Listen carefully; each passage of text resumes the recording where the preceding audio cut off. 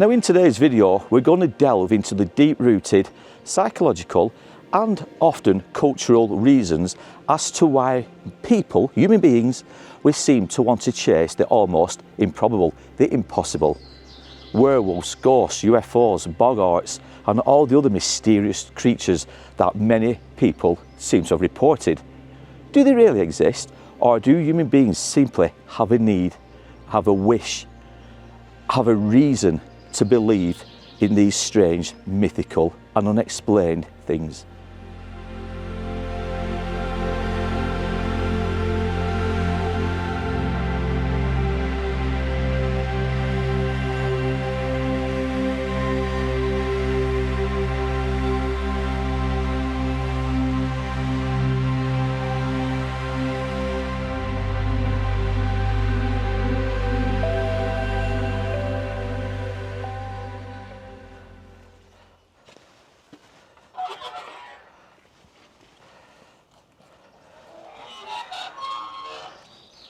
So why, as human beings, do we seem to want to chase the improbable or the impossible? Because we have to. When we go to haunted houses, when we search the murky depths of Loch Ness, when we go hunting for fairies in the woods, it's not simply because we do believe in these things, it's we want to believe in these things. And the reason being, and this is my own personal view, we have got a noisy and busy world, and it's getting even noisier, more busier than we've ever known. Technology is outpacing anything seen before it. The rise of AI, artificial intelligence, that alone is frightening a lot of people. And we're going to talk about AI and the role it does play when we go hunting for the impossible. But the noise, the busyness, all this is confined within, well, let's put it this way, it's a logical world, isn't it? Not illogical, but a logical world we live in. Nowadays, everything has to be in black and white. No grey, no colour. Ghosts don't exist. Boggarts don't exist. It's fake, it's rubbish. It never happens. Aliens, yeah, as if. But just sit back for 1 minute and think to yourselves, ask the question every now and again, what if?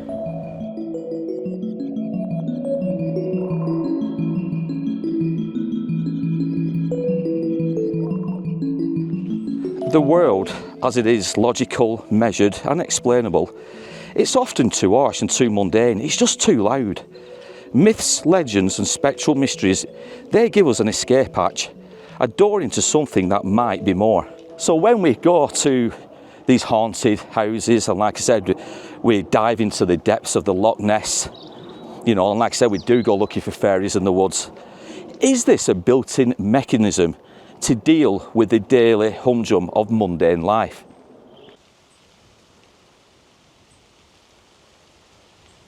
Now, to answer that question, I would probably say yes, it probably is an inbuilt mechanism. Like I said, life can be mundane, it can be dull, it can be boring.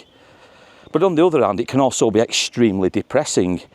We hear on a daily basis about wars that are going on around the world. We hear from our own politicians, no matter which country you live in and where you're watching this video from. We hear about how politicians are always completely going against the will of the people. You know, they're raising taxes, you know, jobs are going, and basically life is just becoming really, really difficult.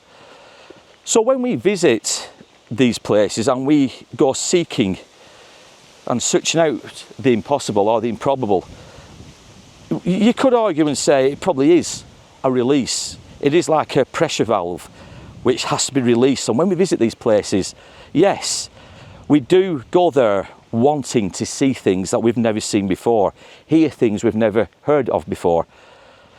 So, is it a built-in mechanism? Possibly, more than likely. But it still doesn't stop us wanting to experience things we've never experienced before. And like I said, to come away from the mundane humdrum of daily life. We also go and seek these things, not just for escape, but because they connect us to something bigger. It's a kind of defiance against the limits of science and reality. And it's a way of saying, maybe the world isn't finished revealing its secrets. And let's not forget, when we go out searching for the impossible, maybe it's the fact we're not actually going searching for monsters and ghosts and UFOs and aliens. Perhaps it's about preserving mystery and keeping that desire that we all had when we were children very much alive. And I remember when I was, well, probably before I was in my early teens, I was watching movies like The Goonies, and that's a prime example where even as an adult at 53 years old, I watched that movie and it takes me back to a time when, as a child, I was out with my friends and we were trying to reenact certain scenes of that film because it was an adventure, it was a mystery, it was the unknown. So I think when, as adults especially, we go out to search for these things, perhaps it is a way of preserving that nostalgia maybe, you know, and going back to a time when everything was innocent, but it was adventurous. Perhaps that's what it is all about. See, one-eyed Willie stole treasure once, and then he got into this cave, and he's been there ever since, trapped. You guys, just what if this map could lead to One-Eyed Willie's rich stuff?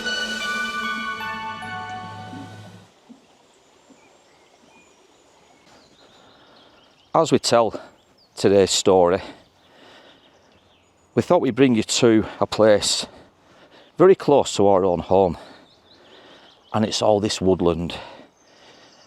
It's known as Carfay Reservoir, but around here you've got, like I said, all this woodland. You've got old buildings from back in the days when looms were erected in people's houses, in the stone houses back in the day, late 1700s, early 1800s. But these woods, these are a mystical kind of woods. You get a feeling when you come in here, and then you come across structures such as this right in front of us, and somebody's made a shelter, obviously out of the fallen trees. But it's this sense of mystique, and it's this sense of adventure. This is what I'm talking about. Now, okay, people who have built these will be doing so. They may be wild campers, they may be kids, but as a 53-year-old coming into these woods and seeing these, it brings back fond memories of when I was a child. And it's this feeling that I hope I never lose. This sense of adventure and bewilderment and not knowing what lurks in these woods, obviously other than human beings. At night time, when the night falls and obviously it's misty, foggy, maybe raining, it's that wonderment of what may else be surrounding you in these woods. It's that kind of thing which I'm trying to get to.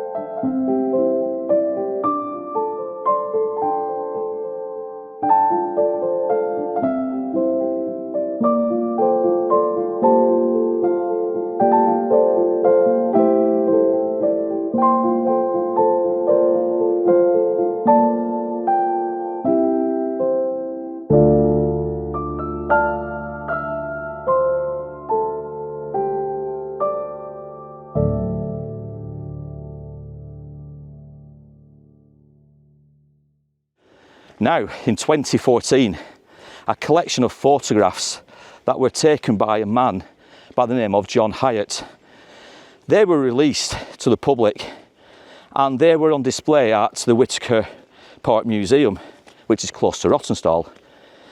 Now, Mr. Hyatt lived somewhere in Rosendale itself, and he took a set of photographs. And in these photographs, when he enlarged them, it looked like he had captured real life fairies. Now, I know what you guys are going to be saying now. I'm turning the video off. Don't. Mr. Hyatt himself never once claimed they were fairies. They may look like fairies in the sense that we all know small people with wings. And when you do look at these photographs, I can see where people are coming from. But what it was, Mr. Hyatt released these photographs, like I said, at the Whitaker Park Museum, because he wanted people to question what they were seeing. And not question it as in to disprove it, but question it to open their eyes to the possibility that there are other things unexplained out there. Like I said, he never once claimed they were fairies, but he was going to use these photographs to raise that interest, that adventure, that mystique in everybody that we've all got. And he wanted people to discuss further. I guess to believe in fairies, it's not exactly to reject science, and it's to embrace imaginations of far more survival. And the Rosendale fairies gave people, especially in a post-industrial, post-digital world, it was a sense of wonder that they may have lost. And Mr. Hyatt himself said, this isn't proof. He never once said, I have captured fairies. He basically said, open your mind, and in doing so, it would remind us that truth is not always confined to what is measurable. And sometimes truth exists in what we feel to be real. Look, I get it. People are going to watch this video and say, Chris, you're talking absolute baloney. I get it, I really do get it.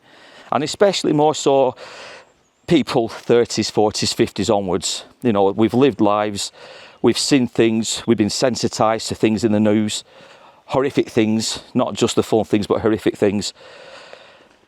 But I do ask the question, where did people's imaginations go? Where did that nostalgia go? When did it leave people? At what age? Like I said, I'm 53 and I don't mind saying it, but Vicky often tells me that I have got the mindset sometimes of a child.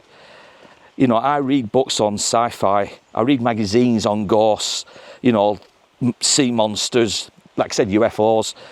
I'm really fascinated with anything unexplained. I grew up watching Arthur C. Clarke's Mysterious World, shows just like that. I used to watch Tales of the Unexpected, you know, the Roald Dahl set of stories. And I grew up and I've always had that interest. I've always kept that interest. Whether or not that's the little boy in me from when I was younger, it probably is. But I'm so glad that I've managed to keep hold of those feelings. But there are people out there who are quick to dismiss and to mock those that still want to believe in the impossible. It's like their imaginations have simply dried up and their life is now run by the day-to-day, like I said, humdrum of life or humdrum of life. You know, it's like they become consumed with wars, politics, you know, the standard of living and things like that. And I know it does affect us all, I get that. It affects myself and Vicky and the kids. But I think you've got to step away from that. You've got to visit places like these brilliant woods, these mystical woods. And you've got to look and open your eyes and try to see things from a child's perspective if need be, to get that feeling back. So I don't want this to be a video about just me. I want to know your thoughts down below. Do you still go out and look at things and see things differently as an adult? Comment down below, tell me your thoughts. Have you lost that imagination? Have you lost that spark? Has the world sucked it all out of you as you've grown older? It'd be interesting to know your thoughts.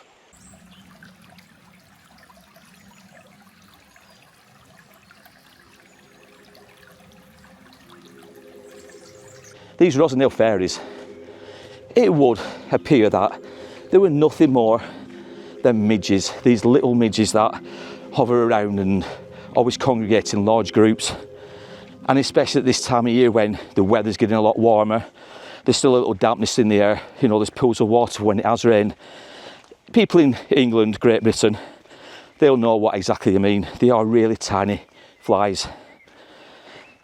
But when zoomed in all intents and purposes, they look like fairies.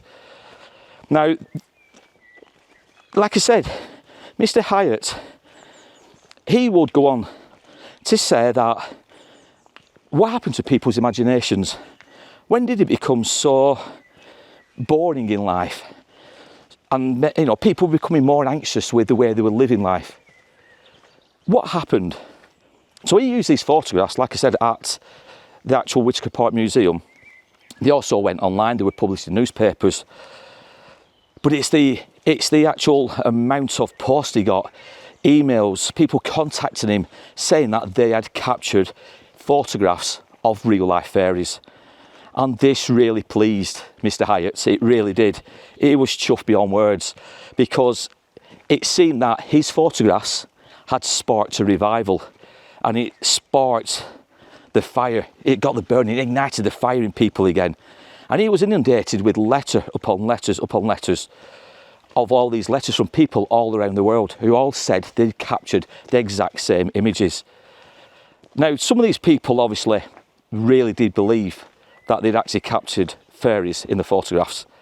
But he would never dismiss this. He would never write to them and say, basically, you know, they're not fairies, they are flies. Other people probably would. Online forums, we know how nasty the internet can be. Technology can be one nasty thing in the hands of, you know, different people. But he certainly would never dismiss what people had actually captured. And he went with it. And if people wanted to believe they were fairies, they were fairies. For you guys watching this video who may be like smirking behind the screen and shaking their head at everything I've talked about, just remember this. How many of you still sit and watch movies such as Spider-Man, Batman, Superman? These make-believe fantasy worlds. How many of you watch them films, sit there and absolutely love them? Why is that? At the end of the day, we know they're not real. We know they're all fictional. Superheroes, Spider-Man, Superman, Batman, etc., etc., the X-Men. But yet, as adults, we sit there and we watch them and we love them. Why is that? Well, I'll tell you why that is. It's because it takes us out of the humdrum of life into worlds which we can only dream of. Also, let me ask those watching, maybe the younger generation can answer this. How many of you watching this video may be mocking me now, and obviously the subject matter, but actually use VR headsets and you go into worlds created by other people? You've got things like Minecraft. You've got obviously computer games, console games, where you can put VR headsets on and you're in that world. How many people watching this video do these things? But then ask yourself, have you ever mocked other people for believing in UFOs, poltergeists, Bigfoot, Nessie? How many people mock others but yet do similar things and they don't realise it? Now ask yourself them questions and seriously give it some thought. With what you've just been talking about, how many of you people out there who are parents, grandparents, and your little ones, you know, they've lost a tooth that night, and you're all saying to them, oh, remember to put it under your pillow for the tooth fairy. You know, you're keeping that fantasy alive in your children's, and you've obviously got it in yourself to say these things. Yeah, good point, yeah. Tooth fairy, is it a real thing? Isn't it? Now, obviously, as parents ourselves, we have actually done this with our children, so obviously we know the answer. You guys will know the answer, but how many of you guys, like I said, like Vicky said, they may be shaking their heads behind the screen watching this, but how many times do you talk to grandkids or your own kids about the tooth fairy? Put your tooth under your pillow and the tooth fairy will take it away. But there's other legends, isn't there, that we've talked about. We've talked about Ginny Greenteeth. You know, don't walk near water's edges or ponds because she'll come and grab you. Mythical stories. And the other one, the boogeyman will get you. The boogeyman or the boogeyman, wherever you're from in the world. Yeah, but yeah, if you know, they're all legends. All these are urban legends and stories, no different than the tooth fairy, no different than Rosendale fairies, no different than UFOs, ghosts, you know, things that we can't see in the dark, Nessie, Bigfoot, large cats. You don't have to believe in it. You don't have to believe in it. But you keep it alive. You keep it alive, and we do this for one reason. It's because we have to. We have to do it. We do. But there are people out there, as I've touched upon, who are quick to go online, especially online, I've mentioned about technology, who are very quick to dismiss and mock those who bring out videos or documentaries or write articles in magazines. People are quick to sit there and mock and take the mickey out of others, but yet they do the same things. As Chris will say, I don't believe in ghosts as such. I don't believe in boggarts as such. But if I saw one, that's different. Exactly. But I've got an open mind to it. But it's also, you don't have to believe it, as you said. No. It's the interest, the intrigue in what if. And I believe when people say they've seen these things, I believe they've seen something, but I want to see it. Yeah, yeah. But it is the what if, isn't it? Yeah. Keeping that burning adventure, that desire, that wonderment inside you. And I think everybody, I really do believe everybody should have some kind of questioning. When they go out, they read stories, but, you know, keep an open mind. I think it's a much colourful world when you're open-minded about anything and everything. I really do. Don't take everything as black and white and as obvious and as logical as what it probably is. Question it, think about it. If you know it's not real, make something up in your own head, make a story up, but it keeps the mystery alive.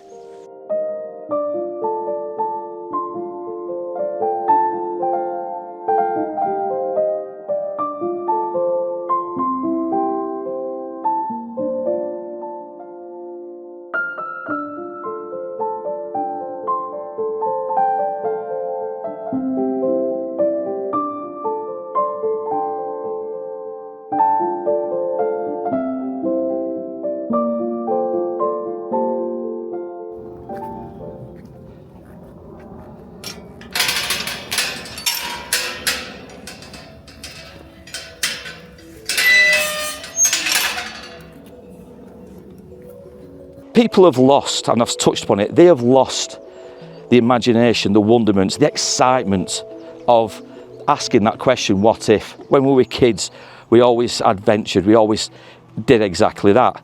We always said, what if there's a monster in these woods? Do you want to go in these woods? Shall we risk it? Shall we dare it? We still did it out of adventure, out of intrigue, out of not knowing. But as adults, we seem to be programmed and sensitised to it now. And it's a sad, sad way to live a life, I personally believe. Now, if you like this video, don't forget to big thumbs up, don't forget to subscribe to the channel, and don't forget to share this video. It does help the channel grow. But in the meantime, guys, we're going to leave it here in these mystical woods and next to the reservoir. Please take care, look after yourselves, and I'll be back soon with more tales from my dark, but at times, glorious past.